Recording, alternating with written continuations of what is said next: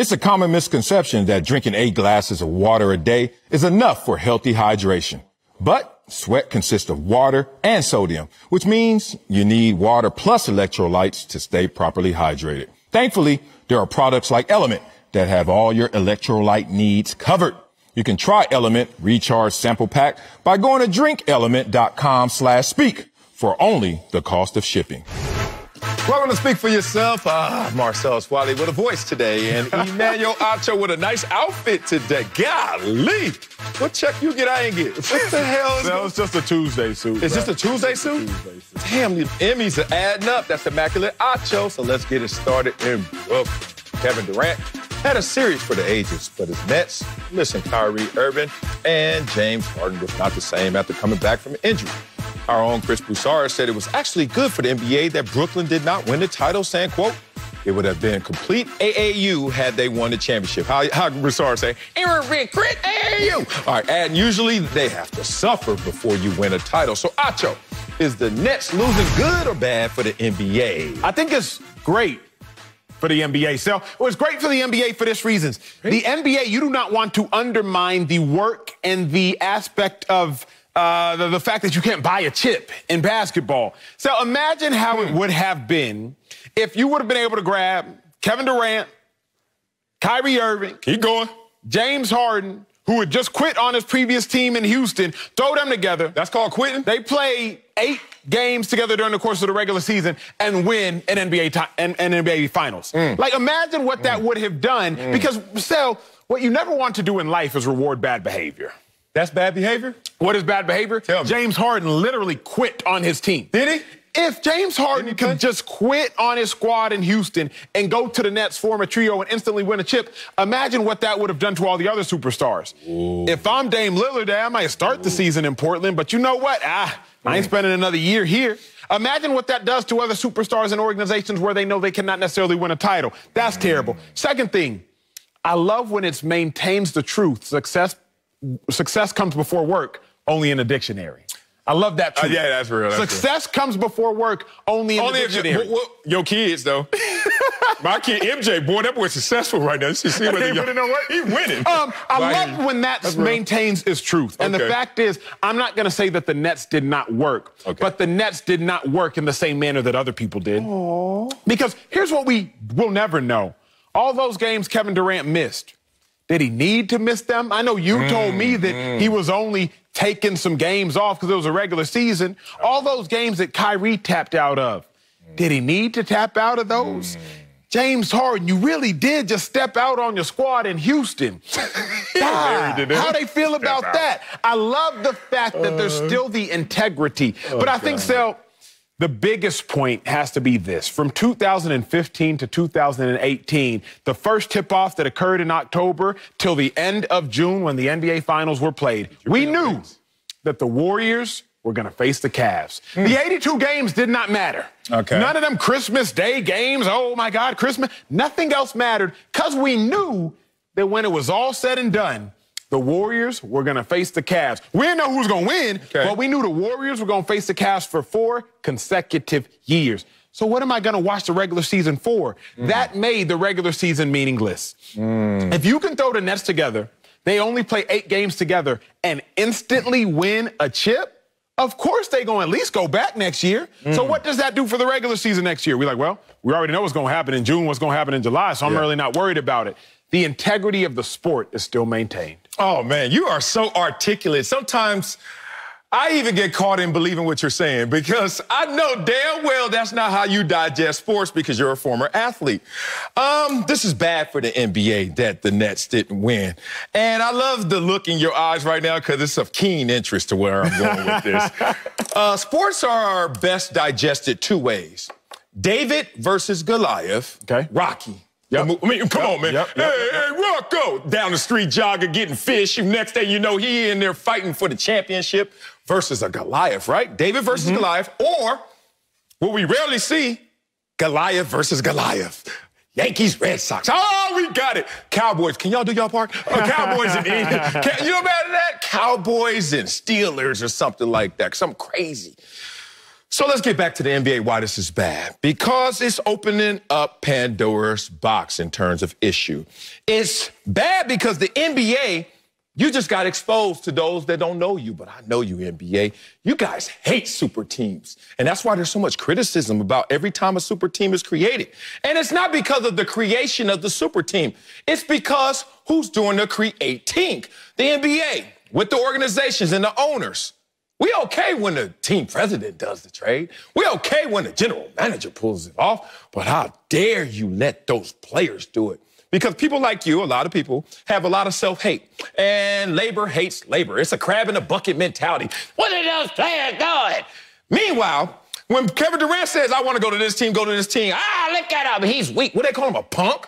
But when Brad Stevens gets 3 days on the job, he can say, Kemba Walker, get up out of here. Right? And then all of a sudden, yeah, we got cap flexibility. Okay. Damian Lillard, everyone out there right now signing petitions for him to go wherever he wants to go. But they want to be able to pull the strings, or a team president. But if Damian Lillard would have just came up here and said, guess what, dog? I'm out of Portland. Forget Portland. I go where I want to go. Boo! Where's your loyalty? I thought you were loyal to Portland. Catch the NBA on this one. They are working side by side, if not closer together, with these teams and who drives these trades. The second part is, and this is sad, it exposes that what LeBron was trying to lead to in terms of this shortened season and all the injuries. And people don't understand what really was at play. LeBron was actually correct to some degree. 0.3% injury increase rate. 0.3%. Think about it. That's not enough for you to go out there and profess that there's an injury issue, but there is a slight increase. So, LeBron, you're this much correct in your stance. But what it means to the NBA, what it means to the Brooklyn Nets, one, we lost star power. Damn it. You trying to tell me how many signature shoes we got left? And don't count Giannis in that thing. How many signatures? Hella asked me that. I was like, I don't even know. How many shoes left in the damn NBA conference finals right now? CP got any? Man, hell nah. Not that I know of. He might. I ain't trying to slight him. He got more money than me. But I don't know anybody's shoes that my kid... Put it this way. My son watch all these games. He ain't going to want none of them shoes. That's the problem. So, NBA, you're losing in that. I'm going to get to LeBron's point in terms of shortened season. But the shortened season, it was, once again, miscalculated. Let me say miscalculated. That's the word. LeBron tried to say something that it wasn't. And the NBA countered that point. But the point is, that affected what the Brooklyn Nets were able to pull out. People like you with your narratives talking about, they always hurt. Oh, it was a shortened season, so they're hurt again. That's the problem with this. So this is all bad. You lost star power. You claimed it was because of a shortened season, at least the players did. And more importantly, y'all mad at the players for doing what the GMs do all day. I love that point. You're mad at the players for doing what the GMs do, but here's how I look at it, Sel. You got a team in the Milwaukee Bucks who has Giannis, who's been there for, I believe, 8 years. Chris Middleton been there for 8 years as well. 2013, Chris Middleton goes from Detroit to Milwaukee, and obviously we know Giannis's background, his backstory. They've been chopping wood with an axe that they have to sharpen themselves. Yeah. And then you're going to get the Brooklyn Nets come over here with something electric and they just and mow it down. No, sir. That's not good for the league. But the other thing, Sel, is this. The Houston Rockets were a competent, interesting franchise with James Harden. Okay. James Harden has a plethora of fans that he takes with him. Kyrie Irving has a plethora of fans that he takes with him. Kevin Durant has a plethora of fans that he takes with him. Now, you're going to take 3 different players that have 3 different fan bases across 3 different parts of the country. Remember, Kevin Durant was in Golden State, James Harden's in the South in Houston, Kyrie Irving was in Boston, he was in Cleveland, now he's in Brooklyn, and you're going to move them all to one central place. So now you look at the Houston Rockets, they turn into the worst team in the NBA as opposed to a team that's usually getting to the second round of the playoffs. Now you look at Kevin Durant. Now, obviously, we know Golden State was going to be great regardless, but wherever Kevin Durant would have gone would have made a team competent. And you take all that star power from 3 different aspects and parts of the country, and you move them to one place. If they go to one place and they instantly win, problematic. But the further problem is this. The only thing that can beat a super team is what? Another super team. Yeah. So now, rather than having parity throughout the NBA, you got a super team. But the only way to beat a super team is with another super team. So if you want to win a title, you got to go form another super team. So now, if you want to compete with those super teams, you got to go form another super team. Then as you look at it, you have 3, 4 dominant franchises in the NBA, and everybody else is just scrapping and clawing for a lottery pick to hopefully try to become dominant in the next half decade or so. Instead, Man, Acho. Now you look at who's in the playoffs still.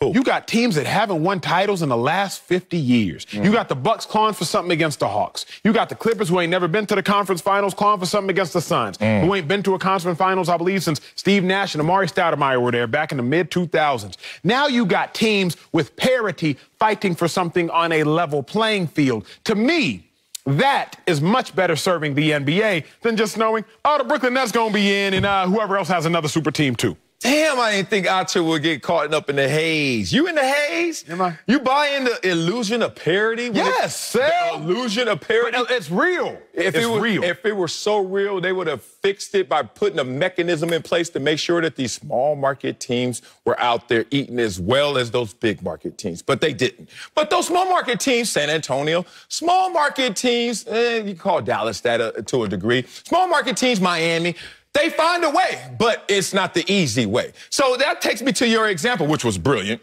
of they came through with the electric saw when you got there, right? But I asked you, there's a mountain in front of you, Acho. I'm standing next to you. Now, you know my answer, but I want to hear yours. Do you want to climb that mountain, or do you just want to get to the top of that mountain? I want to get to the top. Me too. Let's get the helicopter. Get all that climbing, right? We ain't trying to climb. Out here climbing. No, I ain't out here climbing. I just want to get to the top. Don't be mad at a super team. The end justifies the mean, big dog. The hook or crook. Let's just get there. Because think about it. How many times you been around some of your players, and you're a different generation than me in the NFL, but my generation, everybody said, damn, dog, if they could have redrafted us, why not just go to New England? I didn't even have to play, let alone contributed this much. I would have won 3 rings in 4 years. Imagine you were drafted to New England in 2001. Good Lord. Before you blink, you say, how many rings can a brother have? Right? That's how the game goes. But it only goes that way when the GMs can do it. Let's talk about these GMs in basketball when they do it. And then all of a sudden, everybody get mad at the players. Dr. J needed a league MVP in Moses Malone. You too young for that, and I'm a little too young to really feel it, but I remember hearing about it, and I was on the living room floor on the black and white. Jordan's Bulls added Dennis Rodman. I kind of remember that one. They were like, damn, dog, y'all really going to do it? Horace Grant Lee, y'all get Dennis Rodman. Like, what's going on? Not a super team because they were already good, but still adding to it. Who had to add it, though?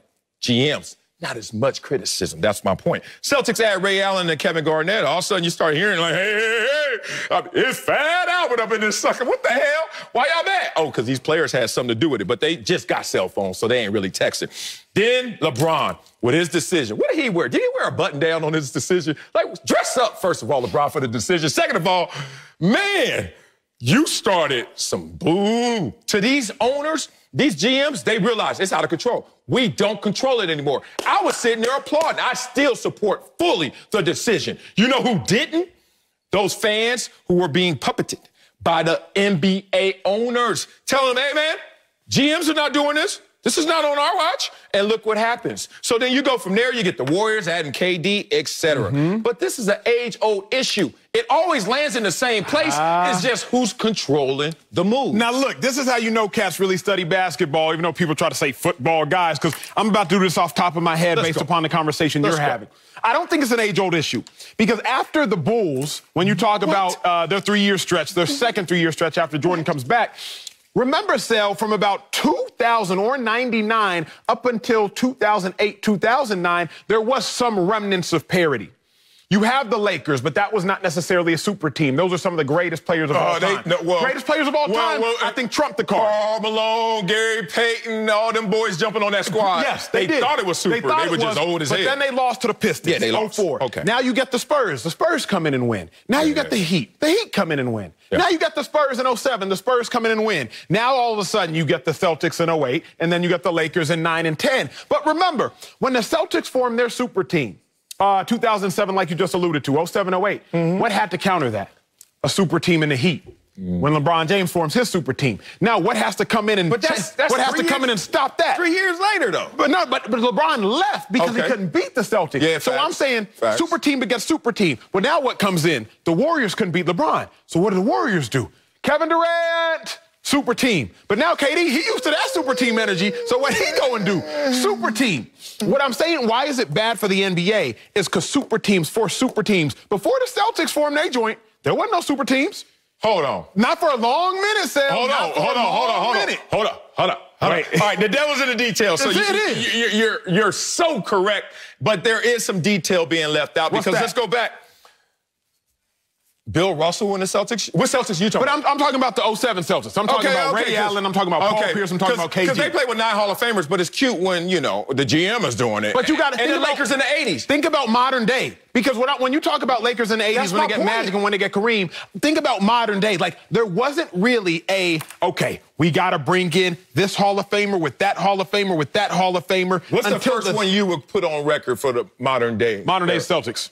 That's modern days of Celtics. Don't you see? The 07 Celtics. Don't you see the convergence of, we're going to call it something different, even though it's the same damn thing? They had 9 Hall of Famers on this team, but a general manager did it. We ain't going to call that nothing. That ain't a super team. What the hell it is? Oh, we had the Lakers going out there and against the Celtics. Lakers had 3 Hall of Famers. We ain't going to call that nothing. But we're going to wait till the players got a little say in this, and then we're going to call it super team. Let's go here. Come on, man. I think the best thing then is when super teams get knocked off. Because let's start in the 2000s, right? I'm not going to go to before I was born. Let's start in the 2000s. Why did the Lakers super team end? They got knocked off by the Pistons. Now, they had beef between Kobe and Shaq, but remember, you brought it up. Kobe, Shaq, Peyton, them alone. Get knocked off by the Pistons. Super team ends. Why isn't he super team end? They get knocked off by the Spurs. 14. Warriors super team only ended. In theory, you could say they got knocked off by the Raptors, but there was also beef.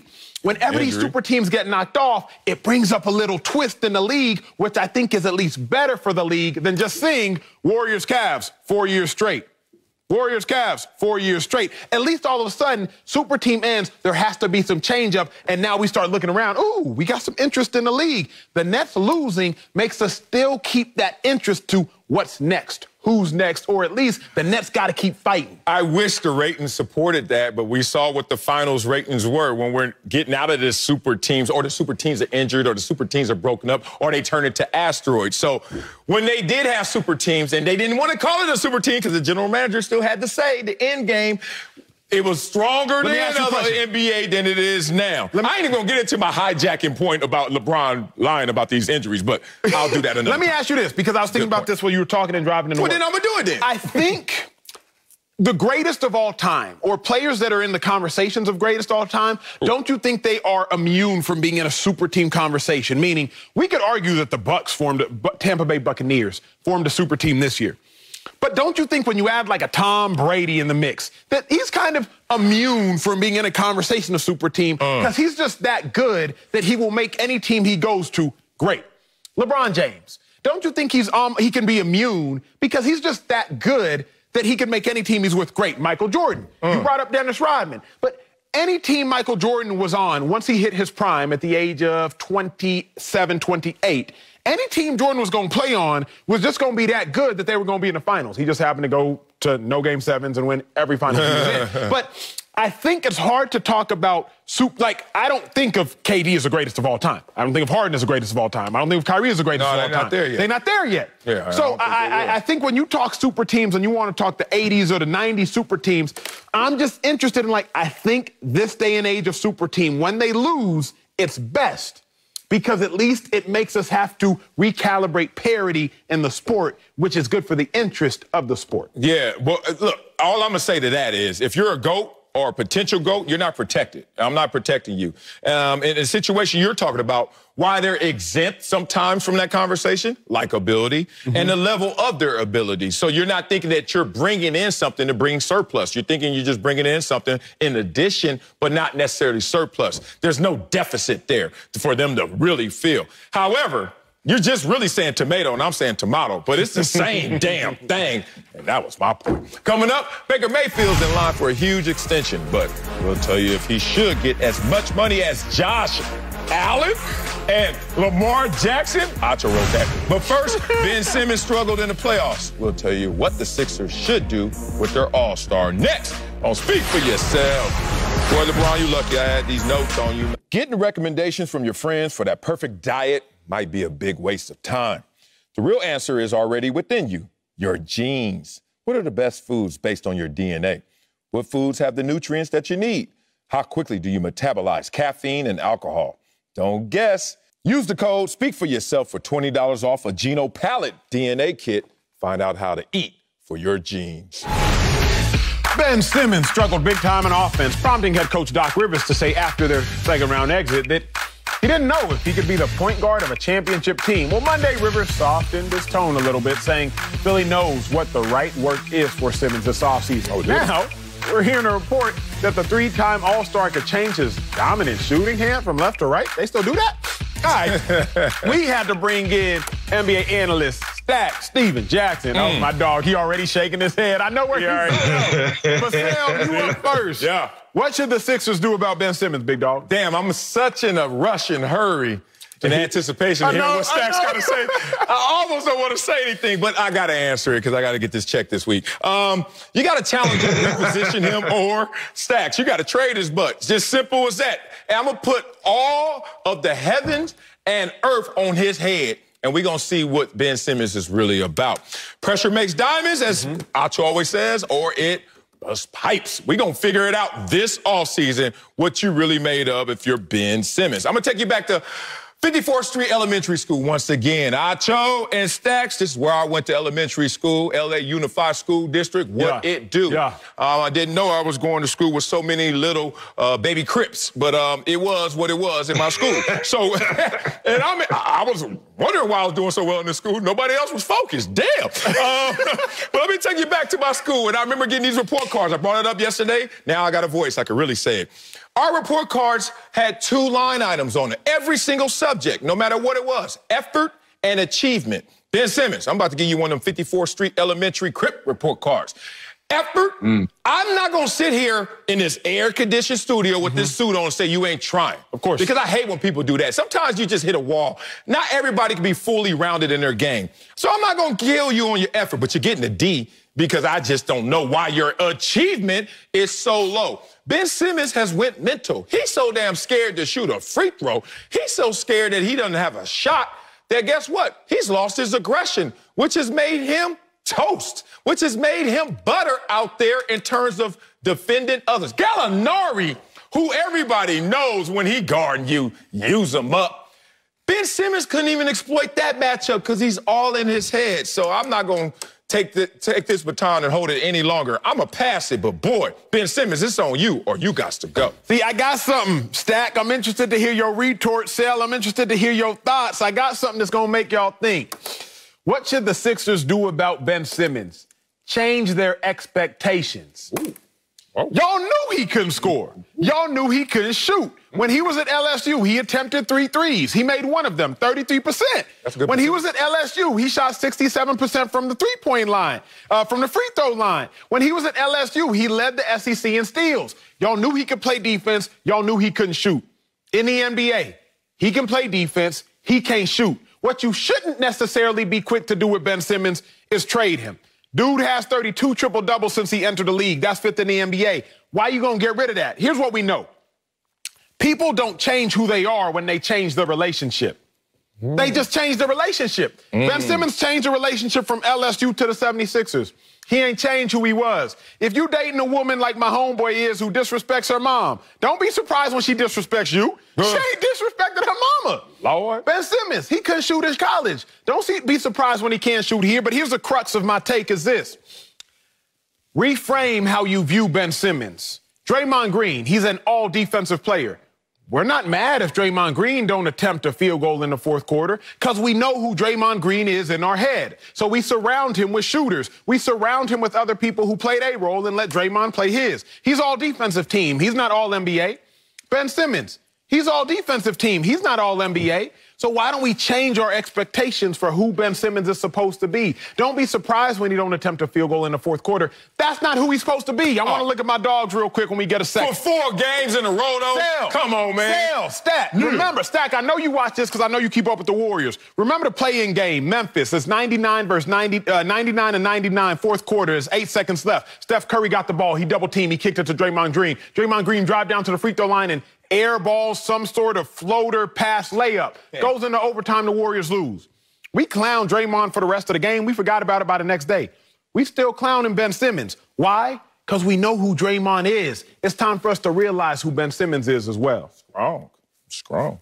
I agree. I agree with both of you brothers. If you can trade him and get a Damian Lillard, you better do it. Of course. That's one thing. And then again, He's been handicapped his whole career. Brett Brown is from Australia. When he got there, they never told him to work on his jumper. They never forced him to go in there and work on his jumper. And then again, it's his confidence.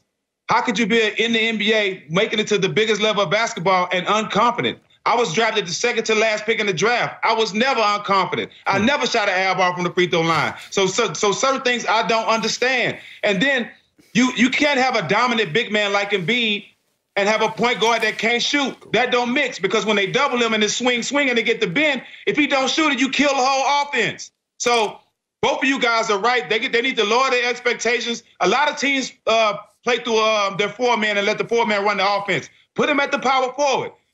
You're not going to be successful when you have a point guard getting hack-a-shack. I've never seen that before, and it's more mental than anything. But I don't know why Doc Rivers think that you can switch his hands and all of a sudden have you be the coach, you be the coach, and be with him all summer and change his shot over the summer. Doc, you're not that talented. I love you, Doc, but nobody's that talented. It's all mental. Stack, let me ask you this then, big dog.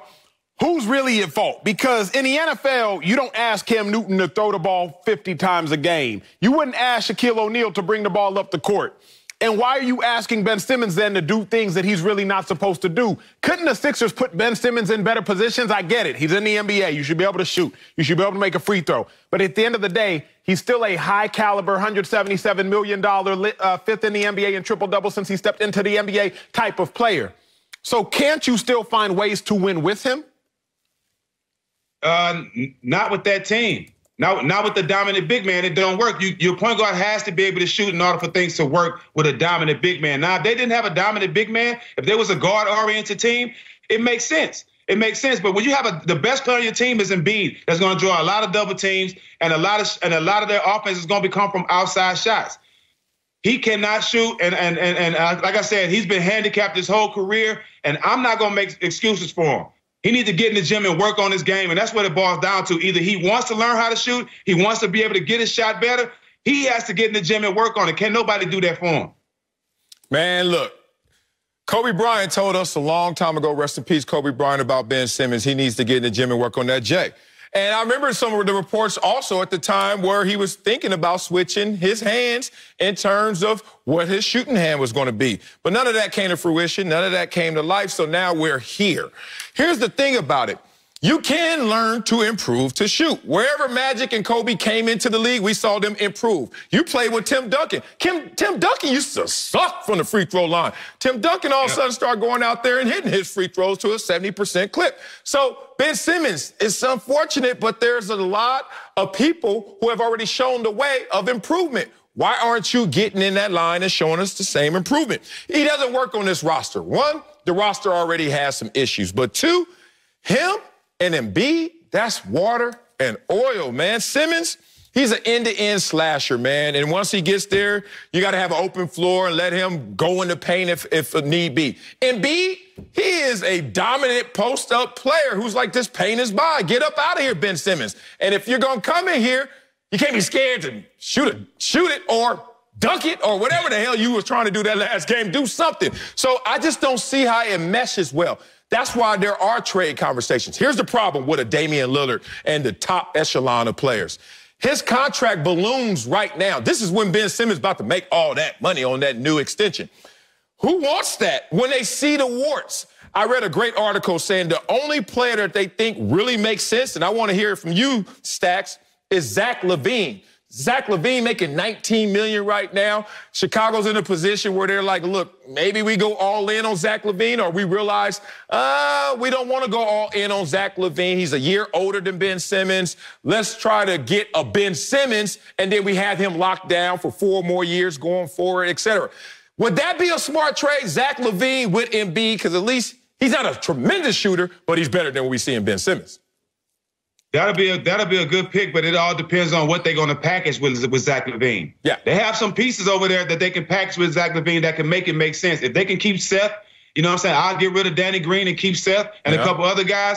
That will make sense, Seth. That will make sense. Yeah, you just got to add up the salaries, get a Minu in there too as well to get the salaries to make the swap work. We'll see how it plays out. But Ben Simmons, Kobe tried to tell you, the OGs like Stacks trying to tell you, you better look inside yourself and find it, big dog, or else You're going to be packing them bags. Coming up, Giannis and Paul George are proving doubters wrong in the playoffs. We'll tell you whose legacy has improved more. That's next on Speak For Yourself. Yeah, man. Saturday is a powerhouse showdown at Dodger Stadium as Chris Bryant leads the Cubs against Mookie Betts and the world champs. I saw him hit a homer last night. Plus, it's one of the greatest rivalries in sports as the Yanks take on the Red Sox. Saturday, 7 Eastern, only on Fox. Check local listings for your game in your area. And Giannis, PG, both shaking up their scripts on their playoff narratives.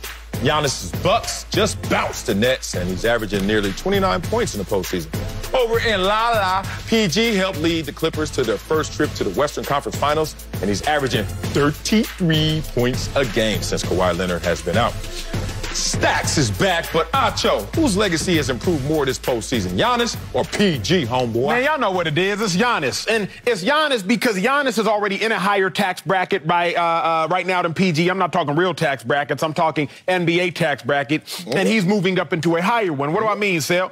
You got cats in the NBA who have won NBA regular season MVPs and finals MVPs. Obviously, we know who those cats are. Some of the greatest of all times, the Jordans, the LeBrons, et cetera, et cetera. Yeah. Then you got cats with finals MVPs but don't have the regular season MVPs. Think about the Kawhi Leonards of the world. Then you got the tax bracket that Giannis falls in. You got regular season MVPs, but you really don't have any finals accolades. We talking Karl Malone, we talking Steve Nash, and now you have Giannis.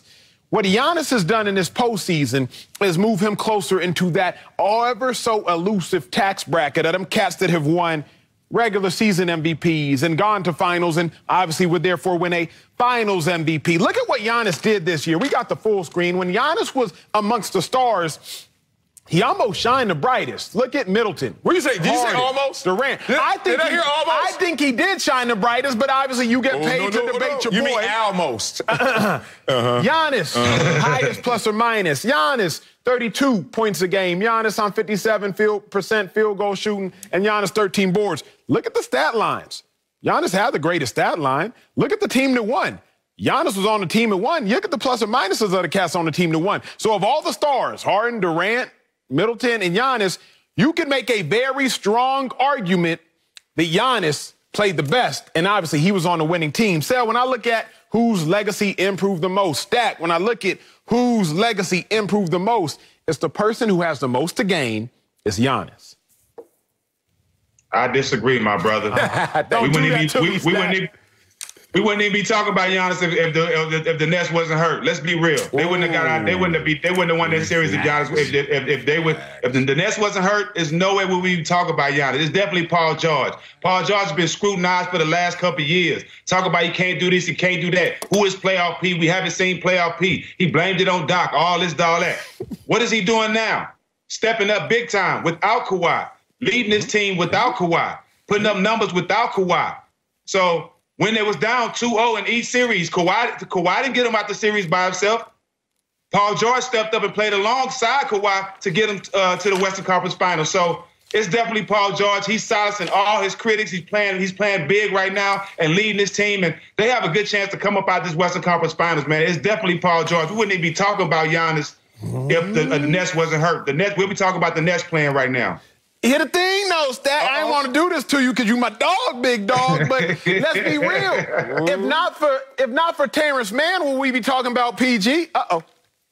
If not for Kawhi in round one, will we be talking about PG? Uh-oh. Let's not act like PG ain't get bailed out. I know who bailed the Bucks out in Game 7 when they couldn't find a point. No, sir. No, sir. Bucks could not score for 4 minutes. Stack, and what Giannis do? He said, you know what, Middleton, you've had a turnover in overtime, and you missed a jumper. Drew Holiday, you done missed 2 jumpers. Give me the rock. I'm going to go ahead and get a bucket with a minute 12 left in the game. Come on now, Stack. Don't start rewriting history. Hey, I love Giannis. Nobody in the league plays harder than Giannis. But the most talented and skilled player on that team is Middleton by far.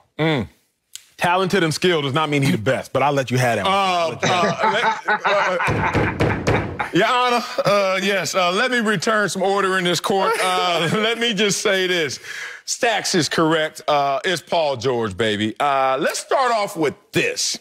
You got to judge a man by the distance traveled, especially when we're talking about improvement. Okay. And let's talk about the distance that Paul George has traveled this postseason versus the distance Giannis has. Let's talk about it.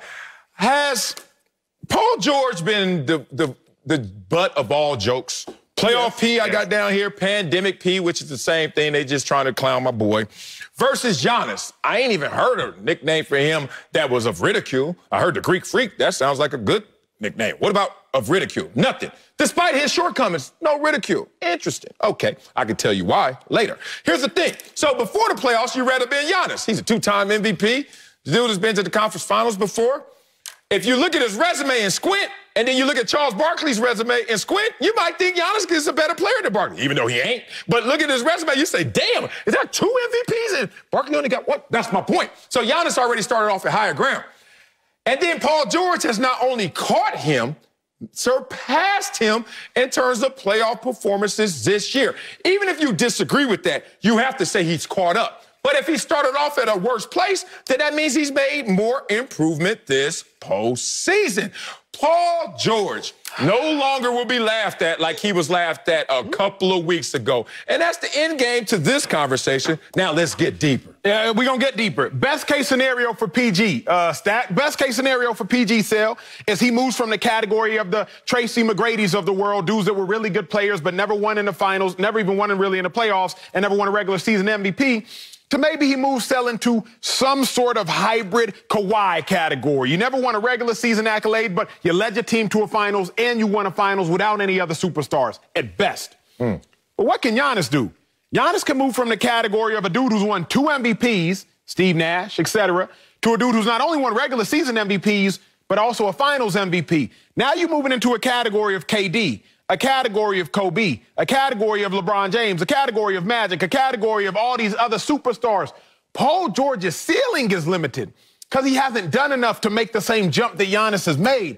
No, we didn't clown Giannis because he's never been as sorry in the playoffs as PG. But don't act like we didn't clown him. What's Stack up here saying? Stack disrespecting my guy, Giannis Antetokounmpo. Stack up here saying that Giannis ain't even the best player on his team. He kind of ain't. Disrespect. He kind of ain't. I mean, just keep it 1,000. Bring up the full screen, Colvin. Bring up the full screen. Another full screen? Bring out the same one we just had up. Well, that one didn't help. How y'all gonna tell me that the dude... Where's the airball stat? Stat. How you gonna tell me that the dude that got a greater plus or minus, more points per game, shot nearly 20% greater on a field goal and had more rebounds per game ain't better than the dude that got less than all of it? Somebody got to make that make sense. Somebody, Lord. Well, the field goal attempts matter too. But, hey, we cannot put Tracy McGrady in that category. Tracy McGrady was injured, okay? He was one of the best we've ever seen. We can't put – and we never can compare Tracy McGrady to Giannis. Let's not do that, okay? That's not even close. Okay, now, we're not going to do that. We are not going to disrespect the great Tracy McGrady. What is Giannis? Okay, we cannot what is Giannis? No Giannis ain't great? No Wait, Stat. See, I got him button. I got him button. Not that fresh suit. I'm not saying Giannis. Let him get you off your square. I'm not saying Giannis isn't great. I'm not saying he isn't great. But me, as a basketball player, I could never put him on the list of the greats shooting air balls from the free throw line. I hold that. That bothers me. That bothers me. I'm sorry. That bothers me. Stat. The dude averaged 32 and 13 against the world-beaten Nets to send his team to the Eastern Conference Finals. The wounded Nets. Yeah, that wasn't the Nets. That was the net. I'm going to tell you right here, Stack, because I work with Acho, so I know how he hits. You know what I'm saying? I know the angles of his approach, his launch, all that. I know where the ribs at. Let me tell you how to get this boy back. He's showing you him compared to other players in the series. I ain't going to show you Jack. Listen to me. I'm going to compare him against himself. And then realize, Giannis, you're not the same dude you used to be. Previous 3 years in the playoffs, and then this year. Let's do this comparison. His points per game are up. But you know what it's not? His efficiency. Somebody's struggling from the three-point line. Somebody's struggling from the free throw line. Assists are down. 3-point percentage down, free throws down, jump shot, field goal percentage, which Stacks is talking about, is down. And the only thing the same is his field goal percentage. Uh-oh, you're not the same. Let's compare Paul George to Paul George. In his first 9 seasons versus this year, do I see more points per game in the postseason? Yes, I do. More assists? Yes, I do. More rebounds? Yes, I do. Higher field goal percentage? Yes, I do. 3-point percentage? Higher. Wait a minute. So all this says that Paul George is better than he been, and that Giannis is not the same as he goes. Wait a minute, Stack. Wait a minute, Sal. What'd it do? We gonna start giving credit to people for being sorrier? That's what I heard. What'd you hear? Because what I heard was that Paul George has been historically worse than Giannis, so he had a greater room to improve, whereas Giannis has been historically better than Paul George, so he made lesser improvements. Still, we're not gonna lower the bar that high. No, we ain't gonna lower the bar like that. What I'm not gonna let y'all do is come out here and say, hold on, we only gonna lower the bar because it's the context of this question, my brother. My brother says whose legacy has improved more. That's called improvement. I'm not saying who's better because it's still Paul George, but I'm just saying Giannis is not skilled. Boy, if Kobe Bryant was still here, he'd say, Giannis, come here for one summer. Let me get your game right. You get your skills up. Dog, he is flawed in skills, and that's why he would never be the centerpiece or the clutch guy that they need to get him over the hump. Prove me wrong. Hey, let me ask you a question. Please. Middleton go down. Milwaukee still go advancing. I mean, come on, bro. You just gonna take away the second best player? No. I'm just saying. If Middleton go down, do Milwaukee still advance? No. Okay, my point right there. That's his point. KD had to deal with that. KD was like, what did it do? And KD still lost. KD still lost. He lost a big toe away. Clippers did without Kawhi. Bruh, Terrence Mann gave you 40. 39. 40. No, that's not the question. That's not the question. The best player. Again. If Kawhi down, and if Middleton went down, do they advance? They don't advance. Look, if Drew Holiday gave you 40 and PJ Tucker gave you 27, yes, they do. We just gonna act Tucker's like not giving you 27 nothing. Okay, let's stop that. PJ Tucker's not giving you 27 nothing. He's giving you 3 tackles and a sack. He plays some football out there.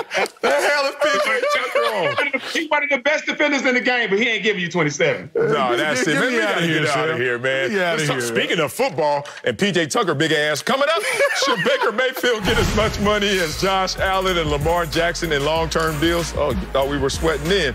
It's coming up. We'll answer that next on Speak for Yourself. And PJ Tucker be a mean DN. You got three sacks. Baker Mayfield was picked #1 overall in 2018 over Josh Allen and Lamar Jackson, and now all 3 are up for big long-term deals. But according to a report, some people around the league think Baker's deal will get done sooner because Lamar and Allen are, quote, considered high-end guys, where Baker is still working his way into that. I'll show you. I hope you heard that. So should Baker get as much money as Josh Allen and the other high-end guy, Lamar Jackson? Absolutely. And let's let everybody breathe. Everybody breathe. Nacho, you crazy, but is Baker Mayfield as good as Josh Allen or Lamar Jackson? Absolutely not. Okay. No, Baker Mayfield is not as good as Josh Allen nor Lamar Jackson. Thank you. Okay, we're on the same page there. Well, let's go. That wasn't the question. Next topic. Is Dak Prescott as good as Patrick Mahomes? No. Is he as good as Aaron Rodgers? No. Is he as good as Russell Wilson? No. But is he making more money over the course of the next 4 years? Yes. So you can make more money or just as much money if you are not as good. Why? Because how much value do you bring to the organization that you are at? What are you, a CPA? What the hell? How much value do you bring? How many wins you got? How much value do you bring to the organization you're at? CEOs are paid on a sliding scale. And that sliding scale is based upon how the company that they run is doing. Yeah. They don't care about how the company that somebody else runs is doing. How is the company doing that you run? And the company that Baker Mayfield runs, the Cleveland Browns, is doing better than they've ever done. Y'all have to look at wins above replacement. That's what we have to look at, Sel. We are capologists. Look at wins above replacement. As I look at it like this. Lamar Jackson, he went to the Baltimore Ravens, and boy, did he bring them back. But the Baltimore Ravens have won 2 Super Bowls since the Browns last won a playoff game. The Baltimore Ravens had won a Super Bowl in 2012. They had went to the playoffs in 2014. The Browns hadn't gone to the playoffs since 2002. So the fact that Baker Mayfield has the Browns right where the Ravens are at is astonishing. Your Buffalo Bills were on the verge of 4 consecutive Super Bowls. since the Browns last won a playoff game. 4 consecutive Super Bowls. The Bills were just in the playoffs in 2017 with Tyrod Taylor. The Browns, I remind you all, had not been to the playoffs since 2002. So the fact that Baker Mayfield has the Browns right where the Bills are at is astonishing. But let me break this down and tell you exactly why Baker Mayfield should get just as much as Lamar Jackson or Josh Allen, although he is not nearly as talented. It's for this reason.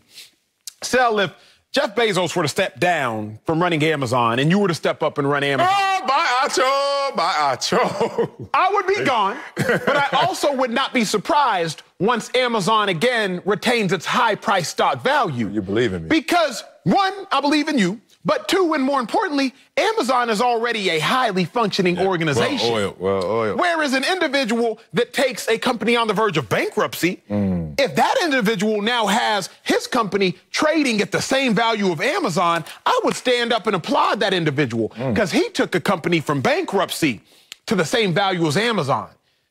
Lamar Jackson took the Baltimore Ravens from a high-functioning, well-run organization that hadn't been in the playoffs for a half-decade prior, since 2014, to the playoffs. That's what he did. Josh Allen took a Buffalo Bills organization, a little bit up and down. They had 2 9-win seasons over the last 9 years, but were in the playoffs in 2017. He took them back to the playoffs. Baker Mayfield took a team that hadn't been to the playoffs since 2002, hadn't won a playoff game since 1994, took them to the playoffs and got a playoff victory. So as I look at it, what Baker Mayfield has done for the Cleveland Browns is greater than what Lamar Jackson has done for the Baltimore Ravens and greater than what Josh Allen has done for the Buffalo Bills in perspective of what had been done there prior. I rest my case. Dog, you got to rest that case. It's tired as hell, all that damn stretching you were doing. But, hey, well done. Actually, well done. I didn't think you had any argument, any shot, any chance. So I threw you the ball, and you were 94 feet away. And you actually hit the rim. I don't think you made the shot. But no, respect to what you just said, because what you're showing is his value. Yes, sir. Now, that's all I can do. Now, I respect value, but I respect price even more than value. Okay. So we're talking a price conversation. You're talking a value conversation.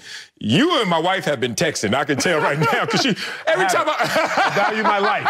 You're talking price and value. My life is priceless, and I value it. Every time my wife wants something that she know that price too much, she start talking value. Well, baby, I can pass it on to our kids. The other day, we were at our 7-year anniversary. We were having brunch. I hate brunch. That's such a corny, bougie word. But anyway, I was having something between breakfast and lunch. And she looking at this ring. She got a big ring. She got this on, love bracelet on it. And then I start saying, you got too much. You do it. I got an Apple Watch on. Keep it 100. And she like, well, these things are valuable. I was like, why? I could pass them on.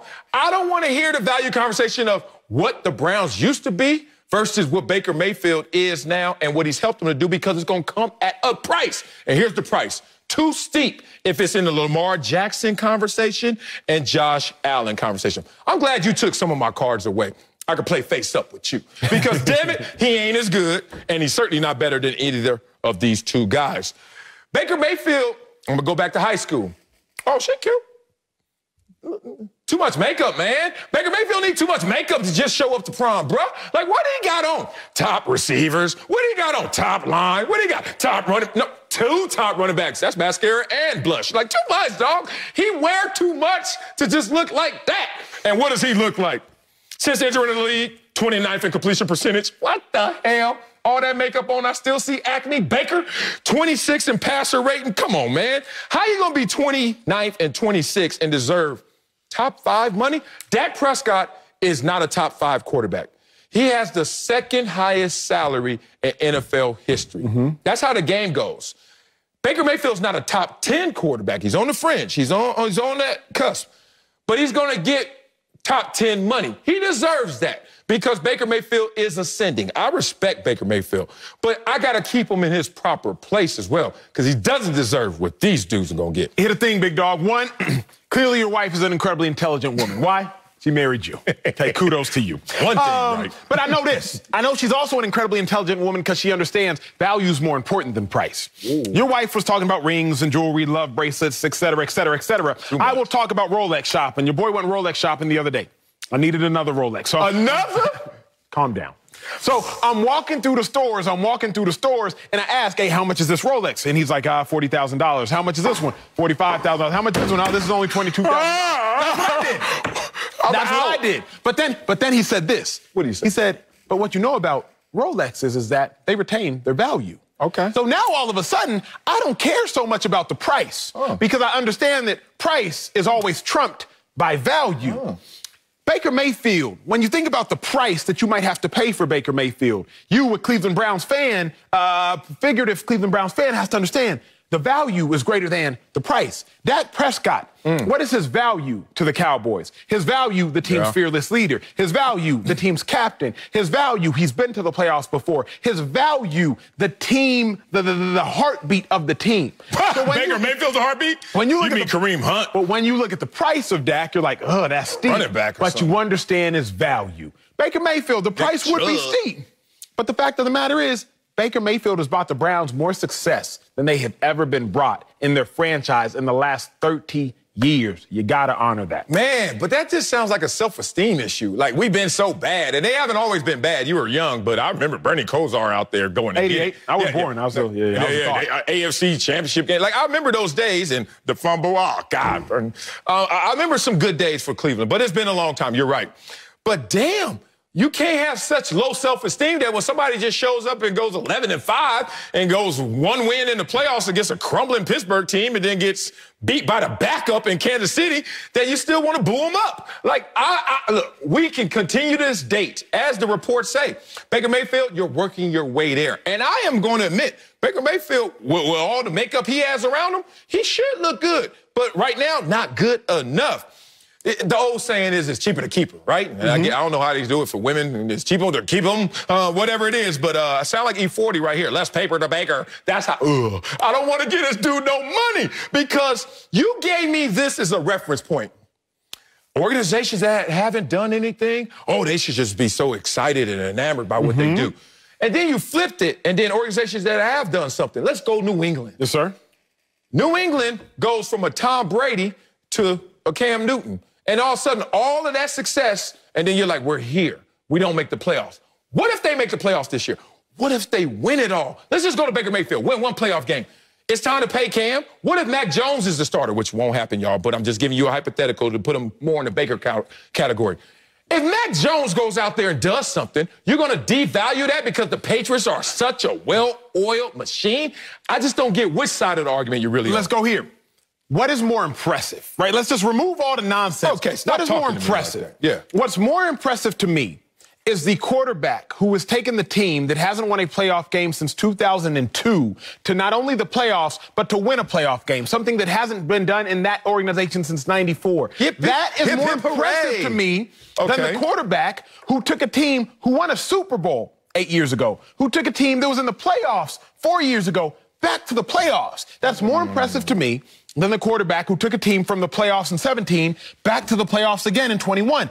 Baker Mayfield has done something that Lamar Jackson and Josh Allen haven't actually done at such a magnificent level. I'm not talking about individual talent. If you just tuned in, Baker Mayfield is not as good as Josh Allen or Lamar Jackson. Okay. But it's more impressive that Baker Mayfield took a team that has been historically that bad and got them good. You say the Browns always just now have all this talent. Joe Thomas, top 5 left tackle, probably NFL history. Remember, Peyton Hillis was good enough to be on the cover of Madden, so clearly he was no slouch. We were snickering at he was there as well. Okay. Joe Hayden was a top 5 quarterback at the time. T.J. Ward, he went to an All-Pro. He was a safety at the time. It's not like the Cleveland Browns were just completely void of talent. They've never just been completely void of talent. Haven't had the same roster they've typically had, but they've never been void of talent. Baker Mayfield is doing something nobody's done there in 30 years. Yeah, but, I mean, Josh Allen, look, the Buffalo Bills made it to the playoffs one time since I played there, and then Josh Allen takes them to the conference finals, and you're not going to give that the bump?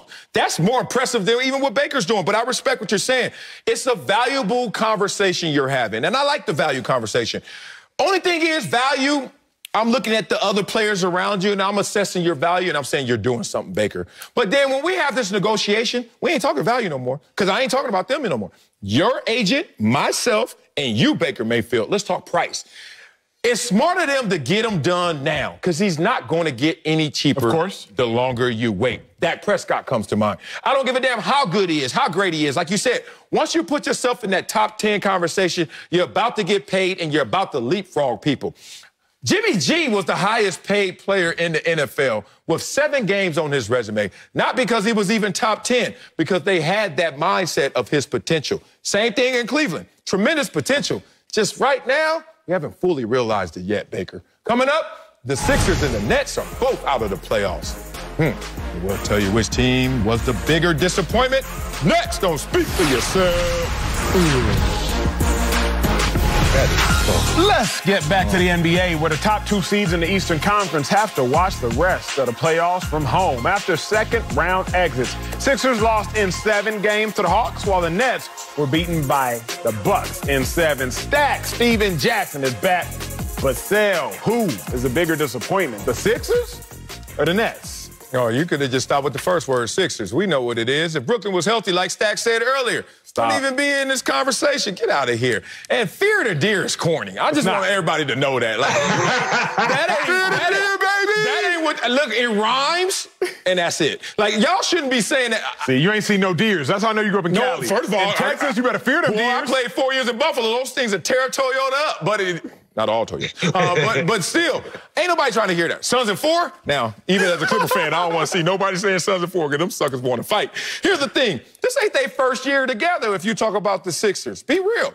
This is the first year together for real, as formed, trio, super team, whatever you want to call it, for the Brooklyn Nets, and they can run it back. Are you going to run it back in Philly? Answer that question. Ben Simmons, you coming back? Are you going to meet the challenge? Or are you going to be packing your bags? We don't know that answer yet. How many times I've seen Embiid crying in a tunnel?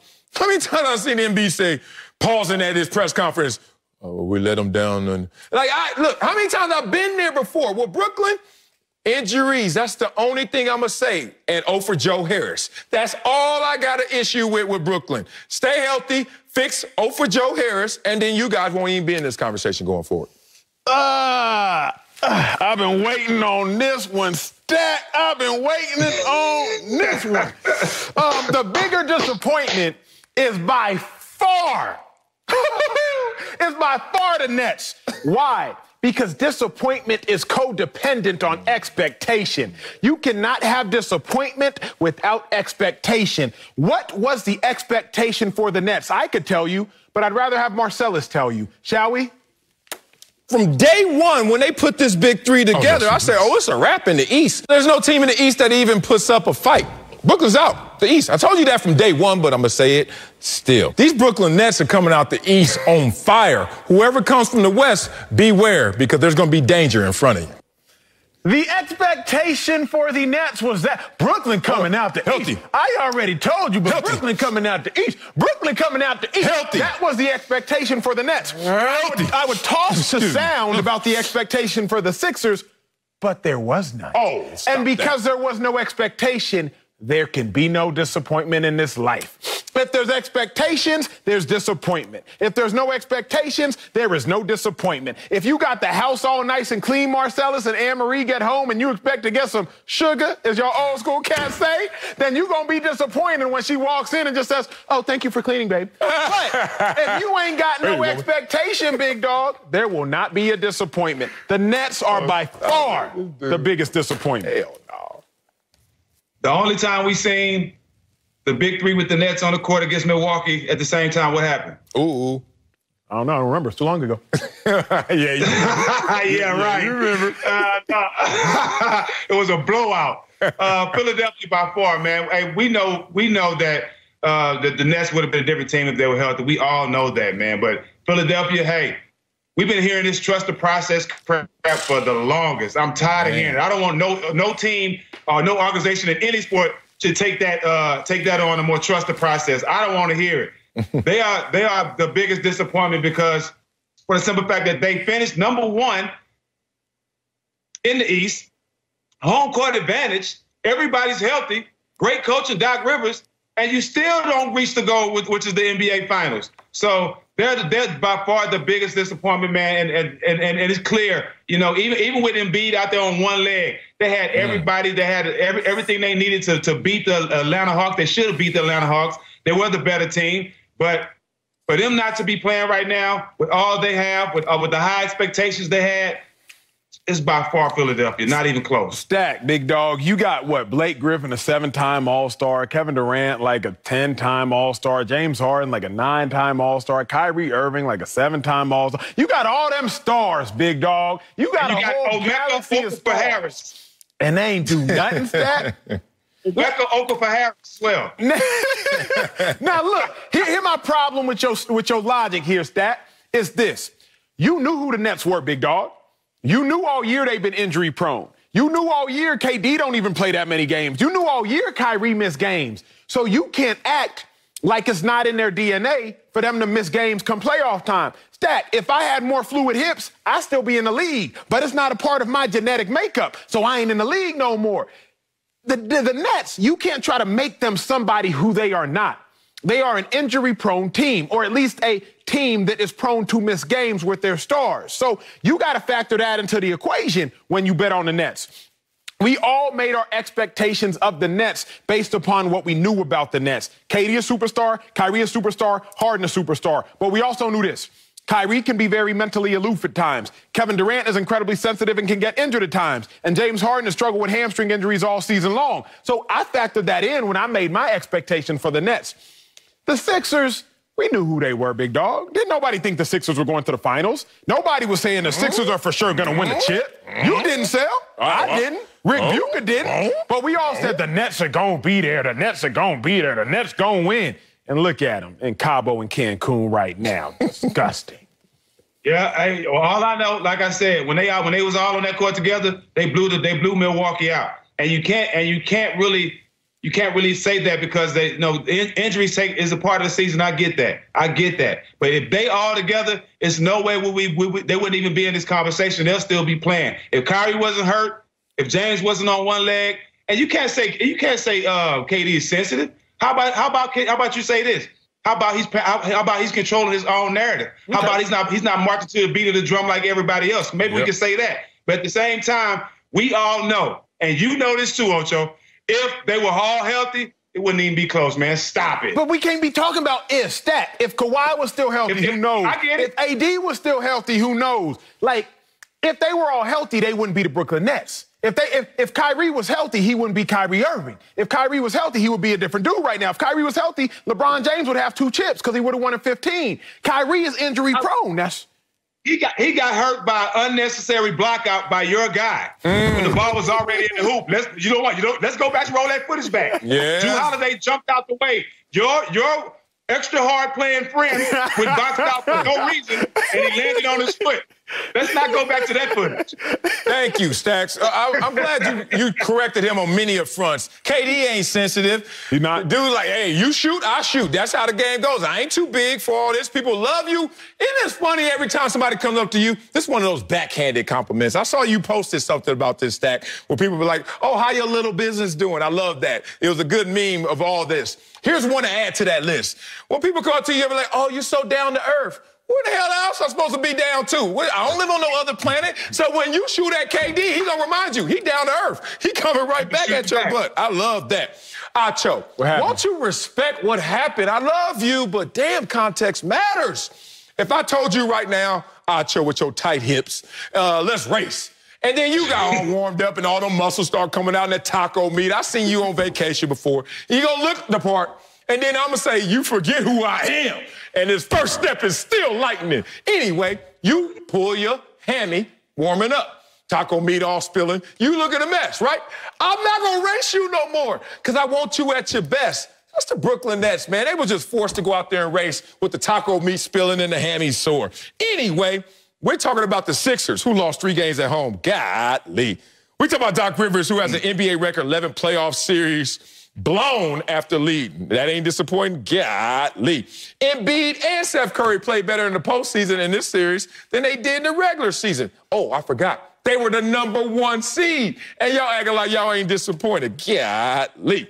They tried to reshuffle the deck so many ways and play so many different games. They went from blackjack to Uno to spades. Look, they don't try Elton Brand up there now. Daryl Morey in the building, Mr. China, Doc Rivers. They tried everything they could and still trust the process. I ain't trusting Jack.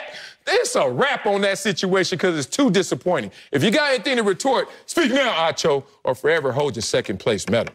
Okay. Coming up, you'll want to race me. Trae Young and Luka Doncic are the future of the NBA. I race you right now, Acho. Don't say nothing. But we'll tell you which star we'd rather build a team around next on Speak for Yourself. Oh, for real, we're going to get a race. The faces of the 2018 NBA draft are making their marks in the league. Trae Young has led his Hawks to the Eastern Conference Finals and is averaging just over 29 points in the playoffs, while Luka Doncic's Mavs had a first-round exit. You know why. But he still averaged nearly 36 points a game and lightened up my Clippers. Stacks is back with Acho. Which star would you build around? Trae Young or Luka Doncic? Yo, this is hard for me because y'all know your boy from Dallas. Y'all know your boy the biggest fan of Luka the Don, but I have to do my job and answer the question. You would be wiser at this point to build around Trae Young. You play to win the game. Nah, Stack, fix your face before my words have to fix it for you, Stack. You play to win the game. They didn't ask me, Stack, who would win a game one-on-one. They didn't ask me who was more marketable. They didn't ask me who was more skilled. They asked me who would you rather build around. And when you talk about building around, I'm talking about all things that are encompassing. Luka hasn't won a playoff series yet, big dogs. Trae Young already just won 2 playoff series en route to the Eastern Conference Finals. And don't tell me that Luka does not have as talented a team. But let's focus on this. Because you got to focus on the ingredients that actually make a team in any team sport. Stat. Luka ran off Rick Carlisle, first coach in Mavericks history to win a chip. Luka ran off Donnie Nelson. He's been a part of the franchise since 1998. General manager Donnie Nelson. Luka was about to run off Kristaps Porzingis, who was an all-star in 2018, worth $155 million, and is the second best player on the team. Meanwhile, you don't hear no beef in Atlanta. They just quietly coming back from down 18 and down 26 in consecutive games, the first time in NBA playoff history to come back from down 18+ in 2 consecutive games. Trae Young just quietly handling business. They're both incredibly young. When it comes with Luka, also comes Luka's attitude, if you will. I like them both. I love Luka. Game of one-on-one, he's better. I prefer Luka as an individual because I'm from Dallas. But who would I rather build around? Trae Young. You put Atlanta in the Western Conference, they not nowhere around. They don't even make the playoffs. Let's be real. Both of these kids are great. Both of these kids, I'm a big Trae Young fan. I live in Atlanta. I'm always rooting for Trae. Him and his dad are cool. So it's hard for me to say this. But Luka is a problem, bro. Luka is a serious problem. We were talking about Luka for MVP of the league.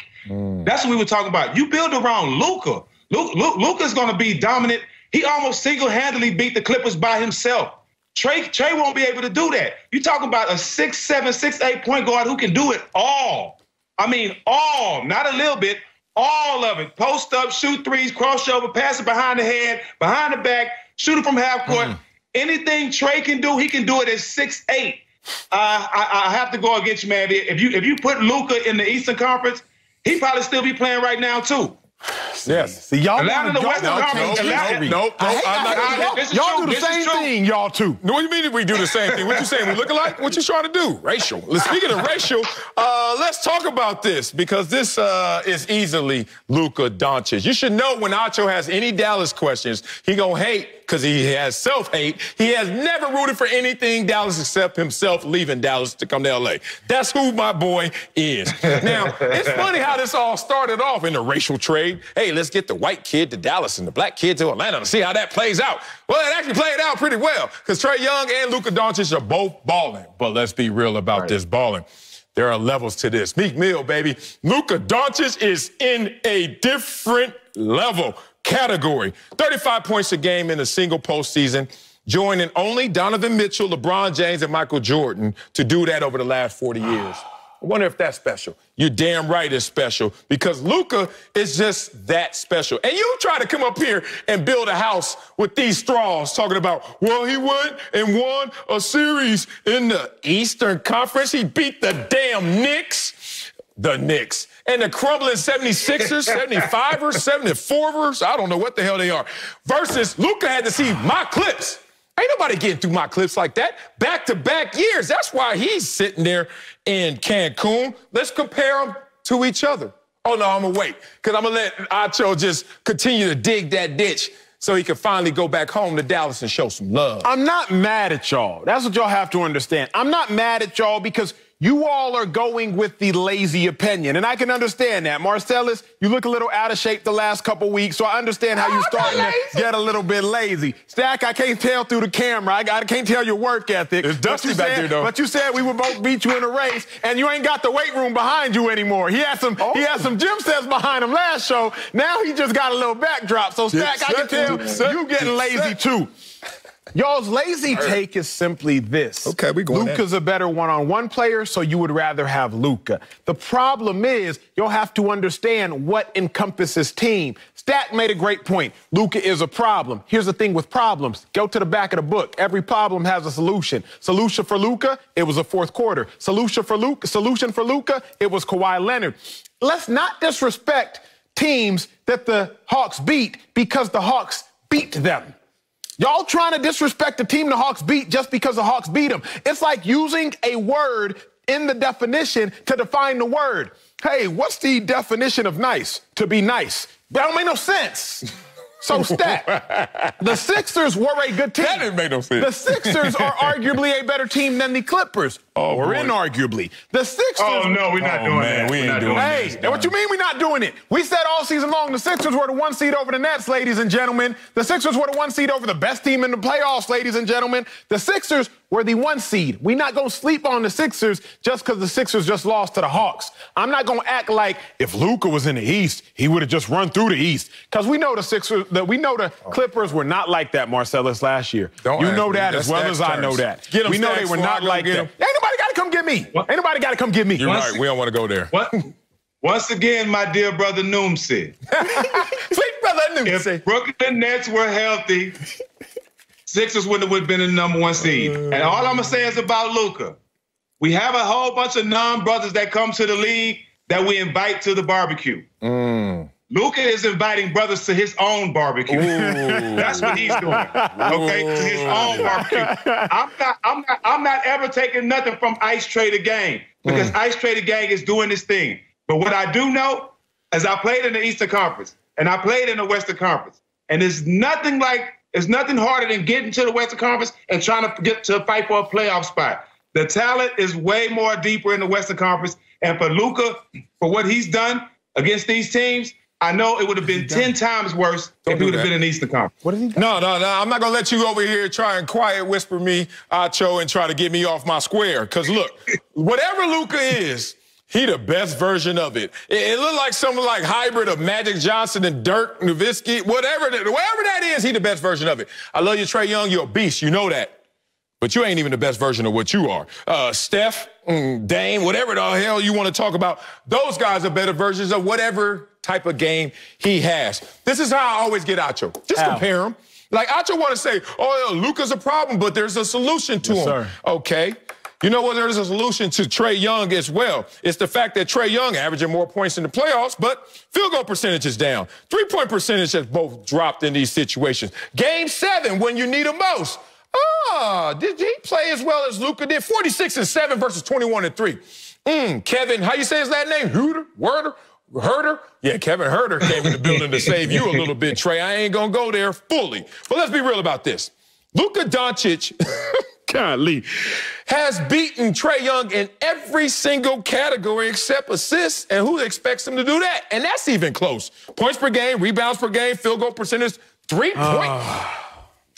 3-point percentage.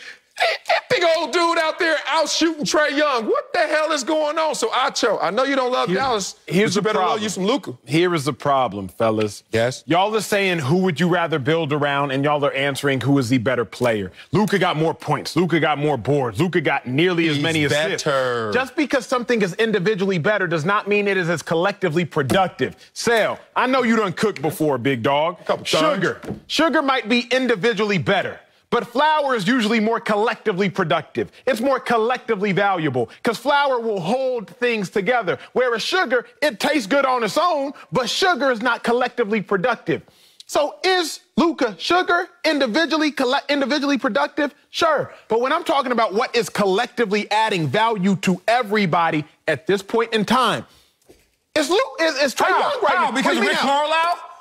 Because whose number 2 player don't even want to be there? Who? Luka's. Whose head coach just got fired? Kristaps? Luka's. The Knicks didn't want him. Yeah, the Knicks didn't want him, so already we already see the Knicks don't want you. The Knicks need everything. If the Knicks don't want you, I don't know what to say about you. The Knicks don't want you. Here's all I know is this, right? Here's all I know. Yeah, according to Luka, Kristaps ain't it. Here's what I know. Luka got ran off the playoffs 2 years in a row by what has not been the best team in the Western Conference, by what has not been one of the 2 best teams in the Western Conference, at least not last year. So we're acting as if Luka is losing to these mega giants in the Clippers. They might be this year, Sal. They might be this year. Well, the Clippers still playing. Last year, make that make sense. Look, man, you can't be mad at this dude for running off Rick Carlisle, sitting there, white Doc Rivers, as you would say, because, hey, Rick Carlisle talking about that old ring, and he like, look, dog, that was a one-off. This is a new game. We weren't making the playoffs before Luka got here, and then now Luka, it may have been white noise in terms of Rick Carlisle. Kristaps Porzingis, who I thought was a beast, but post-injury doesn't seem like it's fitting well with Luka, and I'm not taking Kristaps over Luka. So I just don't see what you're standing on when you talk about all of this. I stand on this. Can I stand on this? I stand on this. I stand on this. You said this. They call KP a unicorn. He's really My Little Pony. Y'all say this. I hate you. Y'all say this. It's not fitting well with Luka. We say that about certain players. We don't say that about other players. We've never said, man, they're not fitting well with Steph Curry. We've never said thus far, they're not fitting well with Trae Young. We've said they're not fitting well with Luka. We said they're not fitting well with Kevin Durant. But we've never said, man, they're not fitting well with certain individuals. If I'd rather build around somebody, I'm trying to build around a piece that makes sure every other piece fits well with them, Sal. All right, that's cool. That's cool. So on my team, you take Trae Young. I'm going to take Luka. You got a better citizen. I got a better player. Yeah, you and Cancun. I got a game Trae Young's Hawks. Oh, Boy Scout team. Tomorrow's game 1 of the Eastern Conference Finals is featured on the free-to-play Fox Bet Super 6 app. Download the app and answer 6 questions about Wednesday's game for your shot to win $1,000. Coming up, Kawhi Leonard is out again tonight for my Clippers. Well, we'll tell you if they need their superstar to win the series against the Suns next. Don't speak for yourself. Girl. The Clippers will try to avoid getting in an 0-2 hole for their 3rd straight series tonight against the Suns, but they'll have to do it without Kawhi Leonard, who's out again with a knee injury. On the other side, Phoenix will be without their star point guard, CP3. That's Chris Paul for the 2nd straight game. Ooh. So, Sal. Yes, sir. Do the Clippers need Kawhi Leonard to win this series against the Suns? No, we don't need Kawhi Leonard to win this series. And this is no slight to the homie and slight to the great Chris Paul, but we need Chris Paul to hurry back. Because this pace and the way that they're playing is a different threat than we anticipated. Now, we know what this team looks like with Chris Paul. Pretty damn hard to beat. But with Devin Booker and Cam Payne running the point, oh, it's a different animal. Let me tell you what this looks like with Chris Paul. He gonna penetrate, but he gonna stop at that elbow if you let him. And yeah, right? Oh, Cam Payne, why don't you just stop there? Devin Booker sometimes stops there, but they both go to the rim. Penetration is killing my Clippers right now. Obviously, the presence of DeAndre Ayton as well. But for our team to succeed, just play the way we played last game, but not have the fatigue element, some of the other things that contributed to our loss. What else contributed to it? 6 players scoring in double figures for the Suns. That's a lot. Shot 55 from the field, highest field goal percentage of any game this postseason. That'll hurt. And 7 turnovers, 2nd fewest in any postseason game this year. That's a problem. Devin Booker was out there cooking. First triple-double, gets to the Western Conference Finals, and he realizes, oh, I get the ball a little bit more. It opens it up. I'm not saying that they're better without Chris Paul. They're just different. And I want to go back to what I was predicting, what was reliable, what we had planned on playing, because right now, this is a lot of moving parts. Sal, I think the Clippers do need Kawhi, regardless of Chris Paul being present or not, because that means that PG would have to outplay Devin Booker. And PG's just not outplaying Devin Booker. But in all honesty, we would be asking PG to do things that we shouldn't be asking PG to do. We asked PG to lead him through a 7-game series. We asked PG to help lead him through a 6-game series without Kawhi. And now you would be asking PG to single-handedly do it again. But furthermore, we also have to explore the truth behind this new Paul George. Don't do this. It's not the block. It's not the block. Sorry, America. We have to, because if we want to find out, can the Clippers win the series without Kawhi, then you got to ask yourself, can PG close out the series without Kawhi? And the fact of the matter is, in the last 3 closeout games the Clippers have been in, whether it's the Mavericks game of 2020, the Mavericks game of this year, or this past series against the Jazz, Paul George ain't been what you think. So look, man 2020. Paul George, 6 of 19 against the Mavs, closeout game. Oh, that was Kawhi who he needed help from. How about 2021, if we shall? Oh, Paul George, 5 of 15, 22 points. That was Kawhi who we needed help from. How about against the Jazz this last series? Oh, Paul George, 10 of 24. That was Terrence Mann who he needed help from. Without Kawhi Leonard, Paul George can't do it by himself. I'm glad that his teammates are helping rewrite his legacy, but Paul George going to have to pick up the pen and use his own ink. Man, I don't know what your stats looking like. You going 20, 20, 20, 21. Boy, you better stay with me the last 3 games. My boy, Paul George, 33 and 10. Without Kawhi Leonard. So how about those books right there? Cook that up. Don't do this to my team. Because we're not the same team, but we're good enough to beat the Phoenix Suns. But if the Phoenix Suns show up as a collective team like they did in Game 1, we're going to have some problems. Cam Johnson, who is a beast, coming out the draft, was the best shooter out of that draft, they said. We saw it. Playoff high, 12 points. Hadn't scored 10 or more points since the series versus the Lakers. DeAndre Ayton, Mr. Ayton, scored 20 points. First time he did that since when? Nuggets, Game 1. We saw things we haven't seen before. We saw things out of them they haven't done in a while. Will it all happen again at once is the conversation. I don't think it will. Let me give it to you back in our world. We always go track. Let's go back home. Let's go to football. You got to play against 2 teams. Dallas Cowboys in the heyday, Emmitt Smith coming at you. And then the Detroit Lions. I don't even know they had a heyday, but they had Barry. You play defense. I'm going to tell you one thing about the difference between playing Emmitt and his 150 and Barry and his 150. Barry going to make you lose your mind, your spirit, your ankles, field position. Everything going to be lost, but it's still going to just be 150. That's how I look at this team right now with Chris Paul. Chris Paul kind of makes him Emmitt Smith. I mean, look, they were more... That was a better team, the Dallas Cowboys, than Detroit Lions. But as a defender, I do not want to see that Barry Sanders come out. Please take Devin Booker away from that ball and let him play off ball like they were in all the other games. We got a shot. Other than that, it's a problem.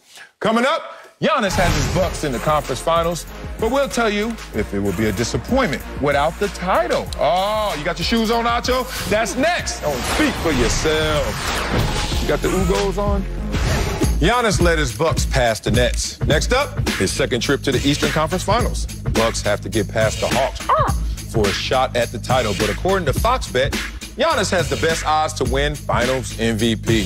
So, Acho, will the season be a disappointment if Giannis doesn't win a title? So I think it's a huge disappointment. We have to be honest that the Bucks have caught some breaks, if you will. And I'm not talking about the Nets series. I'm talking about the totality of the NBA playoffs. Lucky. LeBron James, Anthony Davis, they are out.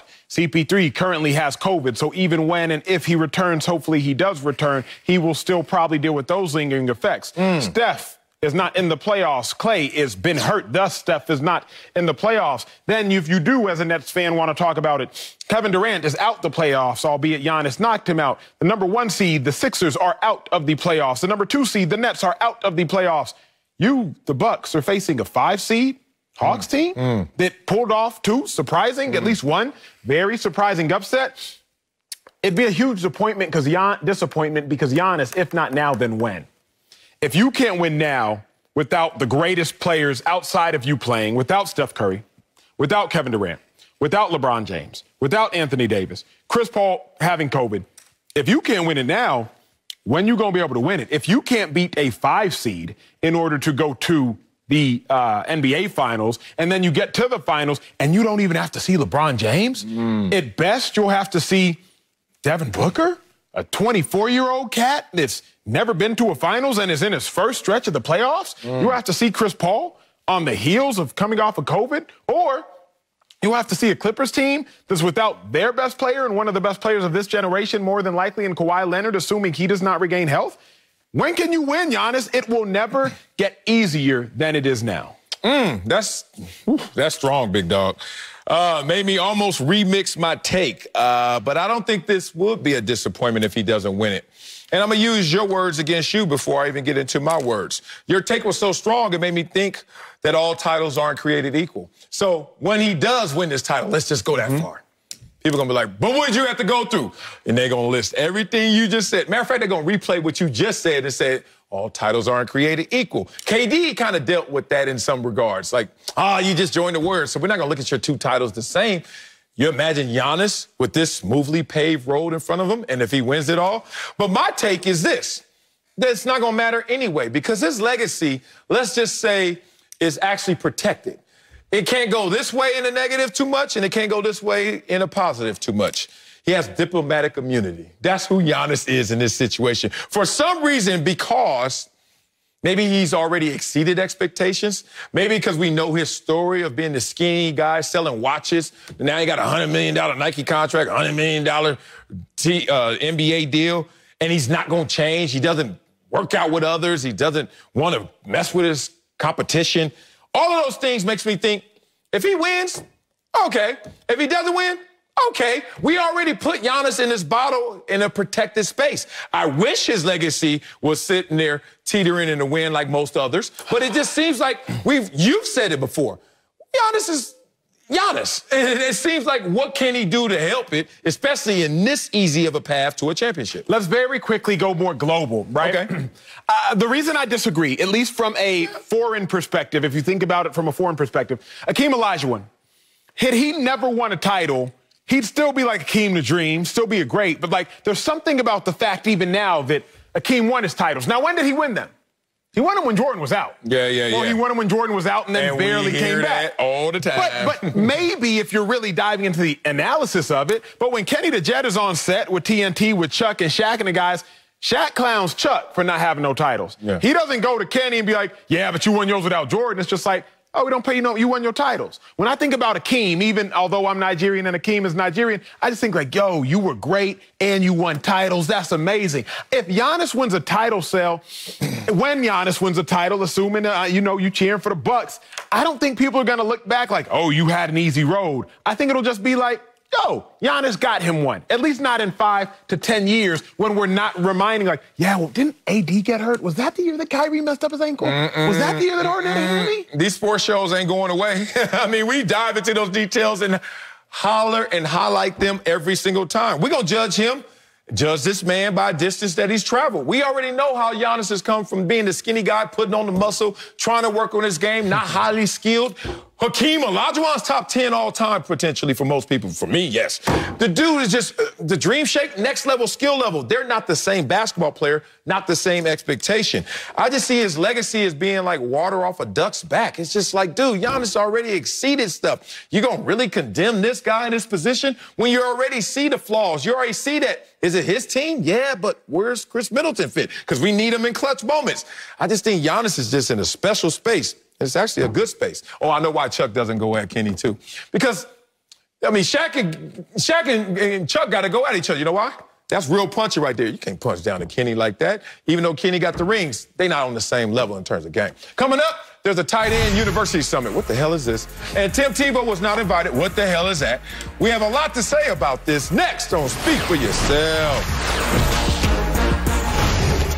Tim Tebow is a tight end now. Yeah, that's so weird to me. But he still could not get an invite to the first tight end university summit in Nashville this week. One of the organizers, George Kittle, said it would be hard for him not to invite a backup tight end as opposed to, quote, inviting a guy who just started playing the tight end position and isn't very good. Oh, my bad. Man, that ain't impromptu. I had that part. He's not part of the tight end position. We have limited spots, close quote. Man, stop that. Oh, Marcellus. What? What do you make of Tebow not getting an invite to tight end university summit? That he wasn't coming anyway. You know Tim Tebow too busy to be going to no tight end university summit. If you had like a collegiate Hall of Fame summit, or you had somebody who was just one of the top 5 popular players ever, Summit, he'll show up. But I actually like Kittle for this because it's real. It means the Summit is real. Like, Tebow ain't played it down in the NFL at the tight end position. So if you invite Tebow, that means you caught up. And I'm glad he's not caught up and playing Hollywood. Do the thing right. Cosign, cosign, cosign. If you want to invite Tebow to a summit, invite him to a strength coaches summit. Invite him to a hype man, hype speech summit. But the tight end summit, not for him. That was an uncomfortable conversation with you right there. You better stop shooting at Tebow, because that's my favorite player ever. That's it for us. Fox Bet Live is next. Barry Sanders, Tebow. Yep.